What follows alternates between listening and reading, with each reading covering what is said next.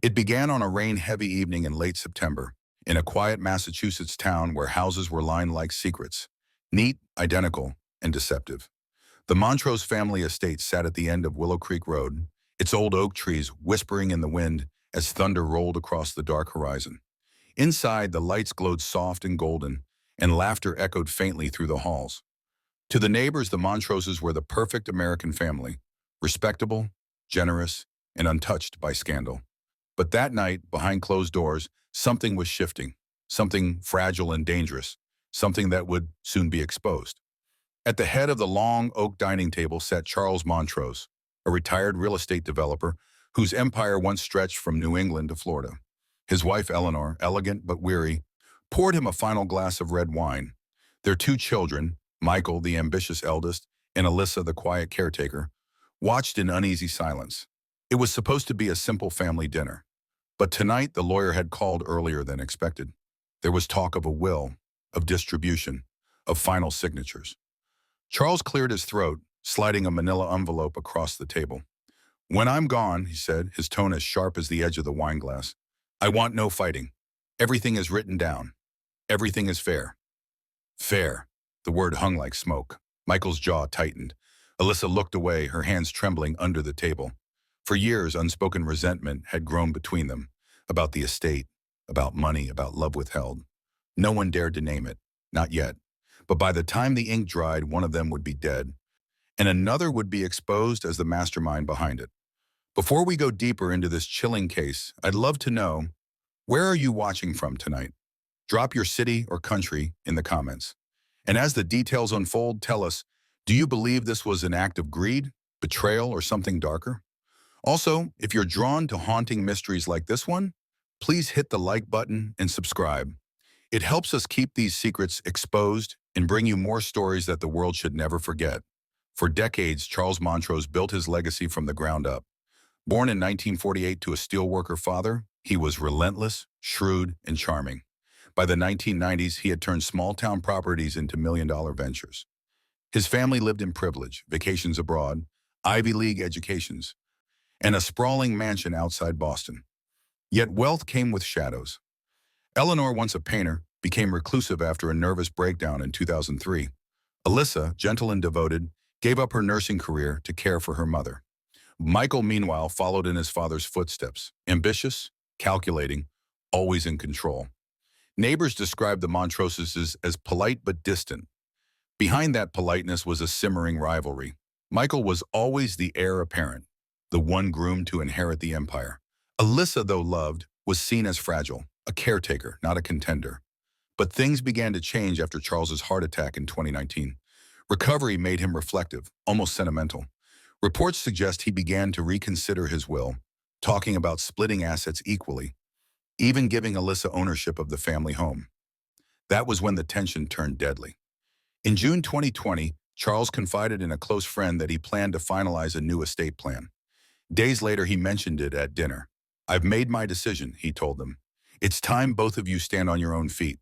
The trust will be split." Michael's reaction was subtle, a faint smile, but inside something burned. Years of obedience, sacrifice, and silent expectation were about to be erased. He had built his life around the promise of succession, the idea that one day everything would be his. But now his father was about to take that away. Eleanor, ever the peacemaker, tried to soothe them. "It's only money," she said quietly. But she knew better than anyone. It was never about money. It was about power, approval, legacy. Over the next few weeks, subtle things began to happen around the house. Locks were changed without explanation. Charles's lawyer received unsigned emails requesting updates about the estate. Bank transfers appeared in holding accounts tied to old business ventures, accounts Charles swore he'd closed. Alyssa began noticing odd phone calls at night, her brother's voice muffled in the next room.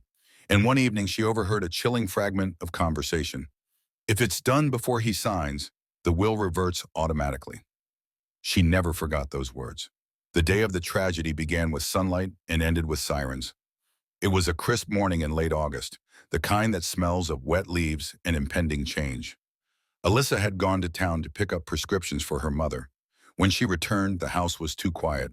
She called out for her father. No answer. The study door was locked. Through the crack beneath, she saw a faint shadow in the glow of his desk lamp. Her hands shook as she turned the knob, but it wouldn't budge. Moments later, she screamed for help. When police arrived, they found Charles Montrose dead, slumped over his desk. His glass of wine was shattered on the floor, his hand still gripping a fountain pen.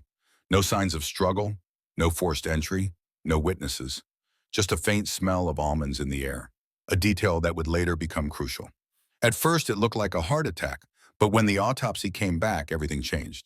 Trace amounts of cyanide were found in his bloodstream. The medical examiner ruled it homicide. Detective Ryan Callahan, a quiet but methodical investigator from the Middlesex County Bureau, was assigned to the case. His first impression was clear. Someone close to him wanted him gone, and they wanted it to look peaceful. He interviewed Eleanor and Alyssa first. Both were devastated, trembling through tears as they described the events of that morning. Michael, on the other hand, appeared calm. Too calm. "My father was old," he said. "He was sick. Maybe it was time." But Callahan wasn't convinced. There was no sign of illness severe enough to explain cyanide. The chemical was rare, not something one simply stumbled upon. Toxicology reports suggested deliberate ingestion, possibly mixed in the wine or a dietary supplement. When detectives examined the study, they found something odd. A small residue of white powder on the rim of the decanter and fingerprints wiped clean from the glass. Alyssa's world began to collapse. The investigation tore through her family's facade. Every secret, every lie, every resentment was suddenly dragged into the light. Reporters gathered outside the Montrose gates, and whispers spread through town. Was it Michael, the ambitious son who stood to gain everything? Or was it someone else entirely, someone who knew the system well enough to manipulate it from within? In the weeks following Charles's death, shocking discoveries emerged. Investigators found that the new will, one Charles had intended to sign the very next day, was missing from the lawyer's office. The safe in his study had been emptied, and an unsigned draft was discovered in his email drafts folder, time-stamped at 11:42 p.m. the night before his death. It named Alyssa as co-executor, giving her equal ownership of all assets. But that document was never made official. Michael quickly filed a claim to execute the previous version of the will, the one that gave him sole control of the Montrose estate. His lawyer argued it was the only valid testament. It was almost too perfect, too fast. When Callahan questioned him about the missing draft, Michael denied any knowledge of it. "My father was confused after his surgery," he said. "He didn't know what he wanted." Then came the first break in the case. A local pharmacist reported an unusual purchase made 2 weeks before the death. A small bottle of potassium cyanide ordered under a fake business name, Montrose Property Maintenance. The payment was made using a prepaid card. Surveillance footage was grainy, but the frame showed a tall man wearing a dark baseball cap, mirrored sunglasses, and a surgical mask. Still, the build was familiar. When Callahan showed the footage to Alyssa, she went pale. "That's Michael," she whispered. "I'd recognize that jacket anywhere." But circumstantial evidence isn't conviction. The detectives needed more, something undeniable. That's when a forensic technician named Lydia Grant noticed something strange in the digital forensics log. One of Charles's devices, a personal tablet, had been accessed remotely hours after his death. The signal pinged from a Wi-Fi network registered to Michael's guest house. The access attempt was brief, less than a minute, but the file opened was unmistakable. Will draft final.pdf. The evidence was starting to close in, but Michael was careful, manipulative, always 2 steps ahead. He hired a powerful defense attorney, publicly mourned his father, and painted himself as a victim of false suspicion. Meanwhile, Eleanor's health deteriorated rapidly. She withdrew from public life, stopped eating, stopped speaking. Alyssa stayed by her side, haunted by nightmares of that morning. And in one of those nights, as she sat by her mother's bedside, she found something that changed everything. Inside a jewelry box, beneath layers of velvet and old photographs, was a folded letter sealed with wax. The handwriting was unmistakable. Charles's. The letter read, "If anything happens to me, the truth will be in the safe. Do not trust Michael. He has become what I feared most, a man who loves power more than blood." Alyssa trembled as she read it. The next morning, she brought the letter to Detective Callahan. The case, once quiet, exploded. Callahan obtained a warrant to search Michael's guest house. What they found inside was damning. Financial records, burner phones, and printouts of estate law documents marked with red annotations. Among them was a checklist titled Contingency Plan. Item 3 was underlined. Before signature, permanent solution. But still no direct link to the poison until they opened a locked drawer in Michael's desk. Inside was a small vial, labeled only with a red warning symbol. The contents matched the cyanide compound found in Charles's bloodstream. Michael Montrose was arrested at dawn, his wrists bound, his composure finally cracking. Neighbors watched from behind curtains as officers led him away. The story made national headlines within hours. "The Inheritance Killer," read one headline. "Murder for money, family secret exposed." Yet even then, the truth was more complex than anyone realized. Because what investigators were about to uncover next, what lay buried beneath layers of lies, altered records, and one woman's silent guilt, would reveal that Michael was not the only one who wanted Charles Montrose dead, and that the real betrayal had only just begun. The night after Michael Montrose's arrest, the air around Willow Creek turned heavier than fog. News vans idled at the gates, headlights cutting through drizzle. Inside the mansion, silence hung like dust. Every creak of the wooden floor sounded like a confession waiting to be heard. Detective Ryan Callahan stood in the study, the same room where Charles Montrose had taken his final breath. The scent of varnish and old paper lingered. The desk was still marked with faint scratches from the struggle to pull open the drawer during the search. Outside, lightning flickered against the windows. He stared at the half-empty wine decanter, sealed now in an evidence bag. A single phrase from the autopsy circled his mind. Cyanide, non-industrial grade, deliberate introduction. Whoever had slipped it into the drink had known what they were doing. And yet, as the evidence mounted against Michael, Callahan felt something that every good detective learns to trust: discomfort. Michael's motives were obvious, yes, but his behavior after the murder was strange. He hadn't fled, hadn't destroyed evidence. He had acted composed, too composed. And if the murder was about the will, why had the unsigned draft been wiped from the tablet, not printed, not burned? It was as if someone had wanted the police to find it and look directly at Michael. The next morning, as the storm cleared, Callahan visited Eleanor Montrose. She sat by the window, a thin shawl around her shoulders, eyes lost somewhere beyond the garden.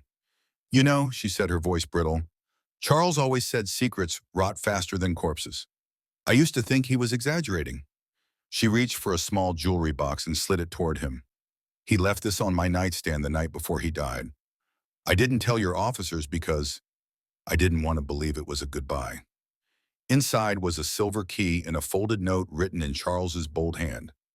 "If I don't see the sunrise, open the safe. Trust no one, not even blood." The key didn't match the office safe already searched. Callahan felt his pulse rise. There had to be another. Hours later, after combing through the basement, he found it, an old dust-covered floor safe built into the concrete. When the tumblers clicked open, what lay inside made his throat tighten. Stacks of ledgers, bank statements, and photographs. One of Charles with a woman who was not his wife, and 2 children with unmistakable Montrose eyes. A secret family hidden for nearly 2 decades. Every ledger, every transfer, had money quietly funneled to them. It explained everything. Eleanor's collapse, Alyssa's resentment, the tension that had boiled for years. But it also introduced a new question. Had one of those hidden dependents resurfaced? Or had Alyssa discovered the truth and taken justice into her own hands? When Callahan told her about the ledgers, Alyssa didn't look shocked. She looked relieved. "So it's out now," she whispered. "He told me he ended it. He lied about that too." Her confession came in fragments over the next week. She admitted she'd found the ledgers months before the death. She'd confronted her father. "He said it was all in the past, that I wouldn't understand," she told Callahan, tears streaking her face. "I begged him to tell Mom. He refused. That's when I knew. He would rather bury the truth than face it." When Callahan asked if she killed him, she didn't answer. She just said, "I stopped protecting him." The prosecution built its timeline brick by brick. On the night before the murder, Alyssa had been awake long after midnight, sending emails about medical invoices. At 12:47 a.m., her phone pinged a signal from the study's Wi-Fi. 2 hours later, the poison was introduced to the wine. The defense argued stress, coincidence, manipulation by her brother. But Callahan knew both siblings were entangled in the same rot. In October 2021, the trial began. Courtroom seats filled before dawn.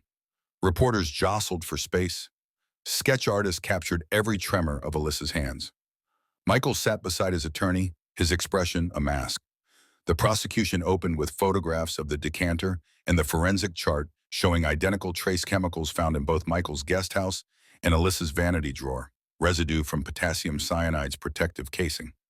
This was a partnership of convenience, the prosecutor declared, a family that conspired first in silence, then in murder. But Alyssa's defense attorney told a different story. This is not greed, this is generational punishment. A daughter who watched her mother decay under betrayal, and a father who turned guilt into dominance.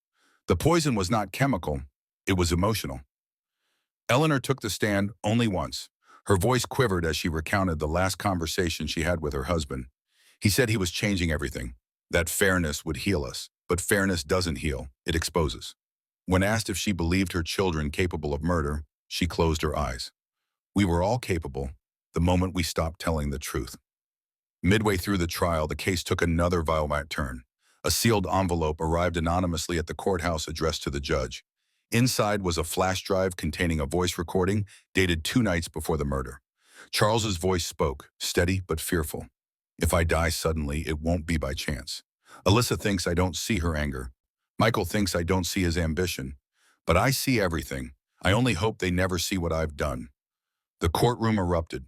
Both defense teams scrambled to authenticate the file. The metadata matched Charles's office computer.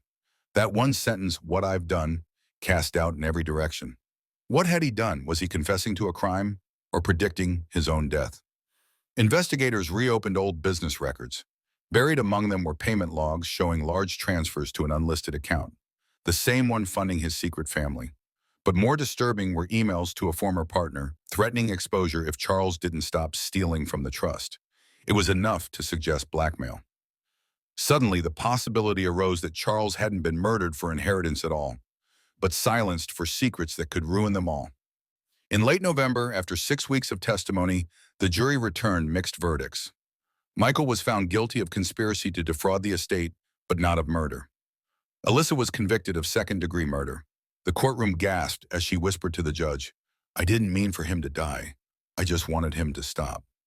She was sentenced to life imprisonment without parole. Michael received 15 years. The siblings never spoke again. Detective Callahan filed his final report, but even he wasn't satisfied. Too many things didn't add up. The remote tablet access after death, the missing safe keys found later in Eleanor's drawer, the voice recording appearing from nowhere. But the district attorney closed the file. Officially, the case was solved. Unofficially, it haunted everyone who touched it. Months later, after the mansion was sold, contractors renovating the attic found a false panel behind a beam. Inside were old tapes labeled only with dates.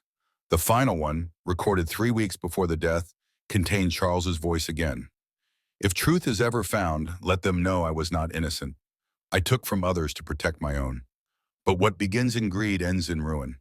And when the last lie is told, everything will be exposed." The discovery made headlines for a day, then faded. Eleanor moved to a private care facility and died quietly a year later. In her belongings, nurses found a sealed letter addressed simply to whoever still cares. It read, "We taught our children success, but not forgiveness. We built walls so high even love couldn't climb them. I don't know who poisoned whom anymore." Maybe it was all of us. The Montrose estate stood empty until a developer purchased it in 2024. He reported strange happenings, doors opening, the smell of wine lingering in the study, soft piano music with no source. Locals call it the House of Silence. No one stays long. Detective Callahan, now retired, keeps one photo framed in his study, the Montrose family at a charity gala, smiling under chandeliers. "That's the face of denial," he once told a journalist. "When you look at them, remember, evil doesn't always scream. Sometimes it smiles at dinner." He paused, then added, "I learned something from that case. Every family hides something, but only the brave face what's exposed." Sometimes the darkest stories don't end with verdicts. They end in silence, in the long shadow of choices that can't be undone. Years later, the Montrose siblings remain symbols of a truth older than the law itself. Love and greed are often the same language, just spoken in different tones. And somewhere beneath the dust of their father's mansion, that language still echoes, reminding the world that every secret, no matter how buried, waits for the day it will be exposed. Do you think justice was truly served? Or are there still secrets left buried? Share your theories in the comments below. And if you want us to continue exposing the world's darkest family secrets and betrayals, hit the like button, subscribe, and turn on notifications so you don't miss the next story we bring to light.